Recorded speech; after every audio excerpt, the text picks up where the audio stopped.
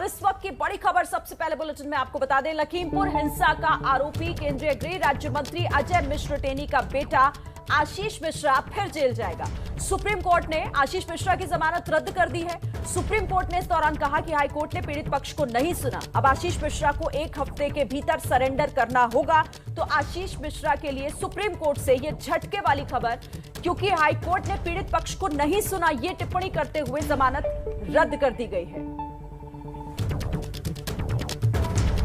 हमारे साथ 3 रिपोर्टर्स इस खबर पर ग्राउंड जीरो से जुड़ रहे हैं। हमारे साथ निपुण सहगल सुप्रीम कोर्ट से जुड़ रहे हैं, अंकित गुप्ता जुड़ रहे हैं और रणवीर लखनऊ से जुड़ रहे हैं। सबसे पहले सीधे निपुण के पास चलते हैं। निपुण, आमतौर पर जब भी कोई जमानत याचिका होती है तो हाई कोर्ट की तरफ से या संबद्ध कोर्ट की तरफ से दूसरे पक्ष को नोटिस दिया जाता है। ऐसे कैसे हो गया कि हाई कोर्ट ने आशीष मिश्रा की जमानत की सुनवाई के दौरान पीड़ित पक्ष को ही नहीं सुना?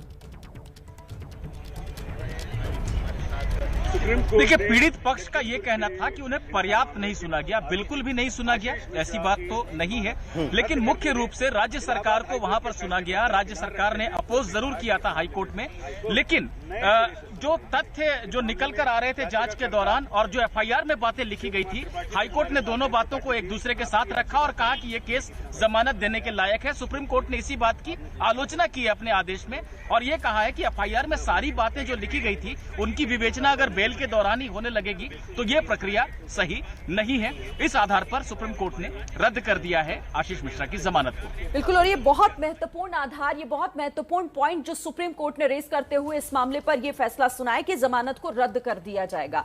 अब एक बार रुक कर लेते हैं रणबीर का, क्योंकि रणबीर अब निगाह लखनऊ में है कि अब आशीष मिश्रा, क्योंकि 1 हफ्ते का समय होगा उनके पास, सरेंडर करें। कब तक सरेंडर करेंगे या वहां से कोई अपडेट या कोई क्या अब आगे मूव होगा आशीष मिश्रा का, कोई जानकारी है इससे जुड़ी?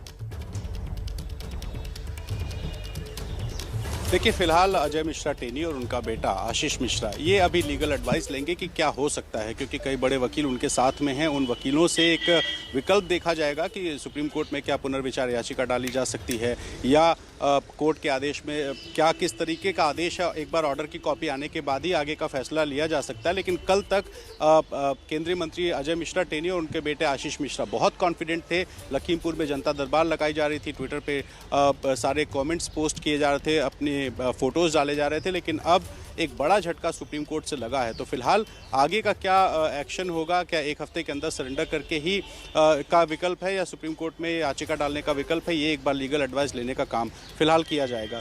और केंद्रीय मंत्री की तरफ से फिलहाल कुछ भी नहीं कहा गया है। हम कोशिश करेंगे उनके यहाँ से संपर्क करने की और ये जानने की कि आखिर सुप्रीम कोर्ट के आदेश के बाद उनकी क्या प्रतिक्रिया है और आगे का विकल्प क्या है। थोड़ा सा कानूनी मामला है, ऑर्डर की कॉपी आने के बाद, सारी चीज़ें निकलने के बाद ही तय हो पाएगा। जी,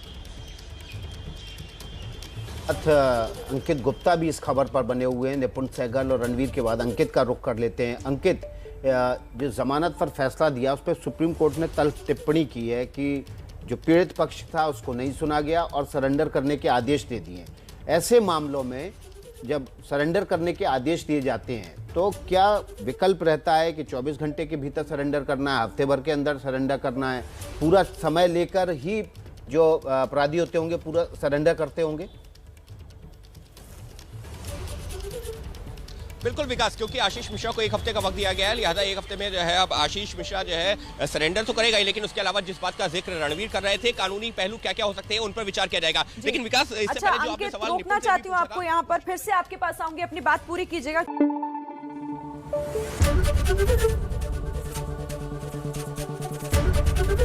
एबीपी न्यूज आपको रखे आगे।